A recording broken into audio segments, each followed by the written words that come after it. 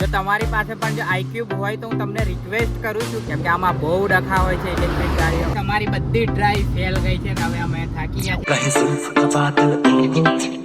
છીએ. જય માતાજી મિત્રો, તમારો દોસ્ત ગજેન્દ્ર સોલંકી સ્વાગત કરું છું એક નવા બ્લોગમાં. તો દોસ્તો, તમારી પાસે જો ઇલેક્ટ્રિક ગાડી હોય 2 વ્હીલર, તો એની જો પાછલું ટાયર પંચર પડે ને તો કદી બી તમે એની પર બેસીને પંચરની દુકાન સુધી ના લઈ જતા.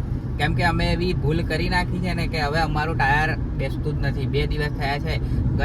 આગલા બ્લોગમાં તમે દેખ્યું હશે કે અમે શેરા ગયા હતા ફટાફટ, અને પછી તો બી ટાયર ના બેસીને આપણા ગામડે મોકલાવી દીધી iQube. એટલે હવે આજે જઈએ છીએ, હવે ગેર ચેક કરીએ, પછી જો ના જ થાય તો પછી પાછું ટાયર આખું ખોલીને શોરૂમ પર મૂકવા પડશે. તારે થશે, પણ આઈ હોપ કે થઈ જાય તો સારું છે.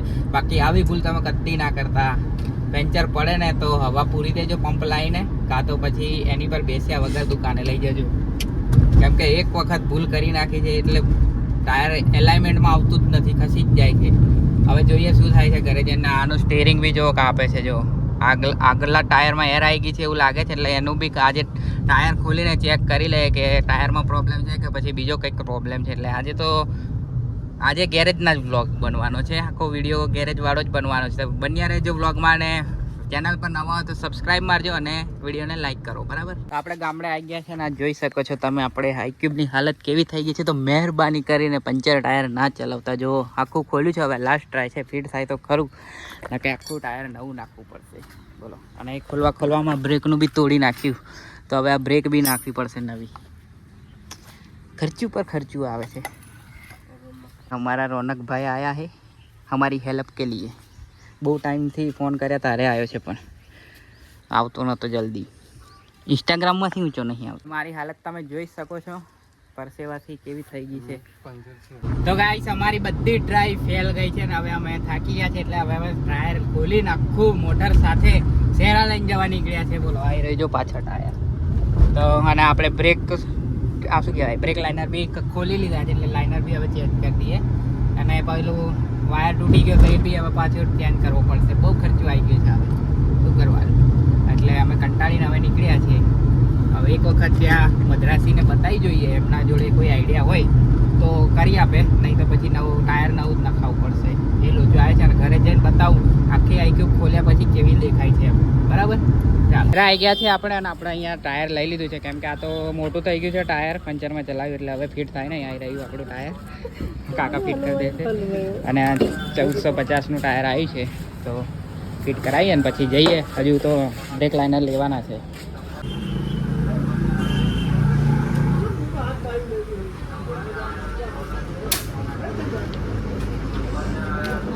તો ટાયર ફિટિંગ કરાવી દીધું છે. 5 મિનિટ લાગી આપણી, અને આપણે કંઈ ઘરે 2 કલાકના મતતા હતા, પણ ટાયર જ મોટું થઈ ગયું. તો કઈથી યાર હવા ભરાય. આમણે જોઈને તરત કહી દીધું કે ટાયરમાં યાર હવા રહે જ નહીં અને ભરાય બી નહીં.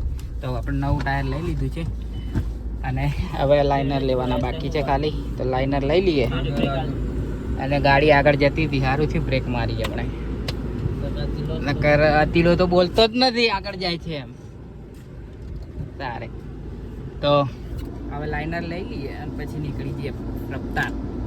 આગળ આપણું એક્સિવનું ટાયર બી ચેક કરાયું. આગલા ટાયરમાં એર છે એમ કહે છે, પણ અત્યારે અહીં ટાઈમ નથી, બહુ ભીડ છે ગીરતી. એટલે ઘરે જઈને અમે જોઈએ અમારી રીતે બીજું ટાયર લગાવીને ફેરવી જોઈએ. ગાઈસ, બ્રેક પેડ તો મળ્યા, પણ આપણને છે ને હવે રાઉટર નથી મળતું અહીંયા શહેરામાં. તો આપણે ગોધરામાં જ તપાસ કરવી પડશે. પછી ગોધરા તપાસ કરીને પછી મળે તો નવું નાખવું પડશે. કેમ કે બોલ્ટ તૂટી ગયો છે, એટલે રાઉટર વગર બ્રેક આવે નહીં, એવો પ્રોબ્લેમ આવ્યો છે. હવે બ્રેક પેડ મળી ગયા, પણ રાઉટર નહીં મળતું, શું કરવું બોલો. અને વરસાદ ચાલુ થઈ ગયો છે, આ તમે જોઈ શકો છો. તો તમે જોઈ શકો છો કે હવે આપણી iQube કેવી દેખાય છે. આ સીટને મેં બધું ખોલી નાખ્યું છે, અને આપણું ટાયર ફિટ થઈ ગયું છે. તો હવે ફિટિંગ કરી દઈએ આપણા iQubeમાં, અને એનું બેટરીને બધું સીટ નીચે જ આપેલું હોય છે. તો ગાઈસ, આપણે ટાયર ફિટિંગ કરીને ગોધરા જવા માટે નીકળી ગયા છે, ને અત્યારે આપણે દલવાડામાં ઊભા રહ્યા છે. કેમ કે અહીંયા ચેક કરેલા મેં જેવો કેવા જુગાડ કર્યા છે, દેખો તાર બાંધીને. કેમ કે અહીંના પડખા હતા, એ મેં ખોલી નાખ્યા હતા ટાયર ખોલવામાં ઇઝી રહે એટલે. અને આ પછી આ ટાયરને અડતું હતું, એટલે અહીંયા તાર મારી દીધો. ને આ બ્રેકનો કેબલ જો આ ખોલતી વખતે છે ને તૂટી ગયો અહીંથી કેબલ. એટલે હવે અહીંને બી તાર મારી દીધા, ને આપણે દેશી જુગાડ કરી દીધો છે. ઘરે પહોંચી જાય એટલે પછી કાલે ચેન્જ કરાવી દઈશું શોરૂમ પર જઈને. પણ અત્યારે આપણી ગાડી ચાલુ થઈ ગઈ છે અને કમ્પ્લીટ ચાલે છે. કોઈ આમાં હવે હમણાં કોઈ ઇસ્યુ નહીં આવતો. તાર બાંધીને કમ્પ્લીટ દેશી જુગાડ કરીને નીકળી ગયા છે આપણે ગોધરા જવા. તો તમે બ્લોગમાં તો તમે લાઈક શેર ને સબસ્ક્રાઈબ કરો. દેશી જુગાડ આવા તમારે જોવા હોય રોજના તો કંઈ ને કંઈ નવા બ્લોગમાં તમને જોવા જ મળશે. કે આ રસ્તો જોવો છે કે આપણે દલવાડાથી ગોધરા જવા નીકળી ગયા છીએ. જો તમારી પાસે પણ જો iQube હોય તો હું તમને રિક્વેસ્ટ કરું છું કે જો પાછલું ટાયર પંચર પડે ને તો તમે ના ચલાવતા ગાડી પર બેસીને, નહીં તો તમારું નવું ટાયર હશે ને એ બેકાર જશે ને બીજું નવું નાખવું પડશે. તો એટલી રિક્વેસ્ટ કરું છું કે પાછલું ટાયર પંચર પડે ને તો તમે ડબલ સ્ટેન્ડ કરીને હવા પૂરી જજો. ના હવા પૂરાય ને તો કોઈ શોરૂમ પર જઈને ટાયર ખોલાવી લેજો અને પછી ફિટિંગ કરાવજો. કેમ કે આમાં બહુ ડખા હોય છે ઇલેક્ટ્રિક ગાડીઓમાં. કેમ કે મોટર બી પાછલા ટાયરમાં ફિટ હોય છે અને બધું વાયર જે આપણો જે મેન મોટરનો વાયર આવે એ અહીંયા સીટ નીચે કનેક્ટેડ હોય છે. વાયર ખોલવો પડે ને બધું બહુ જફા હોય છે. તો તમે ડબલ સ્ટેન્ડ કરીને હવા પૂરી દેજો પછી જ ગાડી લઈ જજો. કેમ કે ટ્યુબલેસ ટાયર આવે છે એટલે હવા પૂરી દેશે.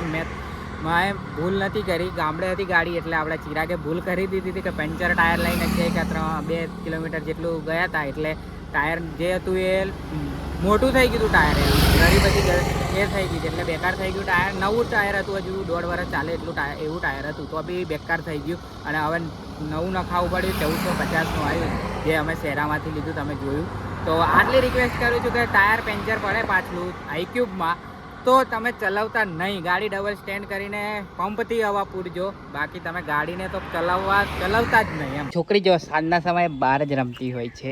જો આપેલું એનું સ્ટેન્ડ બનાવીને રમે છે ગરબા ગોળ ગોળ. અને આપણે ચાર્જિંગમાં મૂકી દીધી. 37% ચાર્જિંગ છે. 54 કંઈ નહીં, હા 54% એવું નીકળે તો 37% છે. આ પીછે इसका नाम है, देखो એનું નામ રૂહી. અને આ તો તમે જોયેલું જ છે કેવું કરી રાખ્યું છે મેં બધું ખોલીને. આ સાઈડથી બી જોઈ લો. આવું કંઈક છે. હવે આ બધું કાલે ફિટ થશે. એ તો ધોયું છે એટલે નવું લાગે છે.